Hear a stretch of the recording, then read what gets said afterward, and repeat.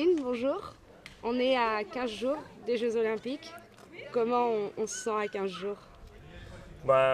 Motivé déjà parce que c'est vrai que la sélection est tombée récemment, donc c'est un soulagement d'avoir préparé et, entre guillemets sacrifié un ou plusieurs chevaux pour cet objectif-là. Donc le soulagement passé maintenant, en ce qui me concerne, je suis archi motivé. C'est vrai que je suis aussi imprégné de l'échec de Londres, donc essayer de ne pas refaire la même erreur et y aller en prenant vraiment la mesure de ce que sont des Jeux Olympiques. Je pense que c'est fait et voilà, maintenant c'est de l'impatience un peu. Les 3 dernières semaines vont être très longues. Il reste encore un concours de préparation, puis un stage de préparation en Normandie. Donc voilà, on va rester soudés et tous ensemble. Donc l'impatience commune fera sûrement un bon effet. Et voilà, et maintenant ouais, j'espère en découdre assez rapidement. Cette année, pour prendre, si on peut dire, la mesure de l'échéance, il y a la vie dans le village olympique, il y a aussi le défilé que vous n'aviez pas fait à Londres. Est-ce que c'est important? Oui, je pense. C'est vrai que le défilé, c'est quelque chose de rare et à mon avis de très intéressant à faire. On a fait à une autre mesure celui des Jeux équestres mondiaux à Caen et j'ai trouvé ça formidable, en tout cas l'énergie qui était dégagée. Donc là pour des Jeux olympiques avec tous les sports et tous les athlètes de tous les pays, ça va forcément booster un maximum. Voilà, puis la vie au village, c'est vrai que le choix avait été fait pour Londres de s'isoler un peu. Là, on sera au cœur du village. Donc je pense que ces deux expériences-là nous mettront vraiment bien à jour sur ce que sont les Jeux Olympiques. Le cheval, vous êtes en forme pour l'instant? Oui, pour l'instant, Rêveur est bien en forme. C'est un cheval d'expérience. Il a fait déjà des Jeux équestres mondiaux, des championnats d'Europe.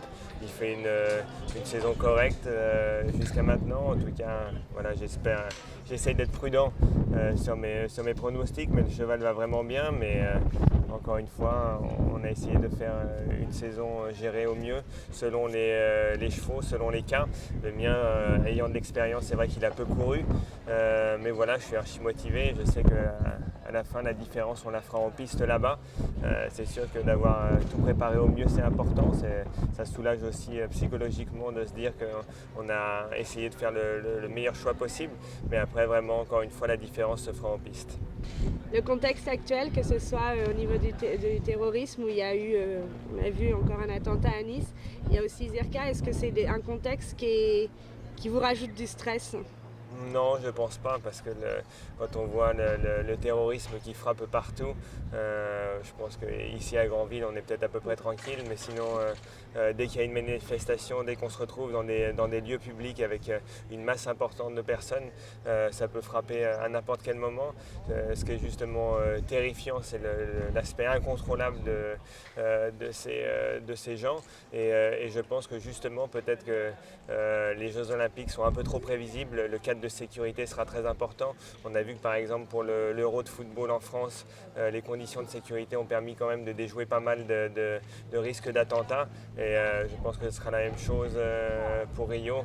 Et en ce qui concerne toutes les épidémies et tout le reste dont on entend parler à Rio, j'ai été plusieurs fois là-bas et il n'y a eu aucun problème. Je pense que les conditions sanitaires n'étaient pas meilleures. Donc voilà, il faut forcément faire attention, garder en tête ces paramètres-là. Mais en tout cas, ça ne rajoute pas de pression supplémentaire. Vous avez eu, vous, en tant qu'athlète, des consignes particulières ou pas vraiment? Non, aucune consigne particulière, à part de faire des sans faute. Ce qui est déjà pas mal. Merci beaucoup.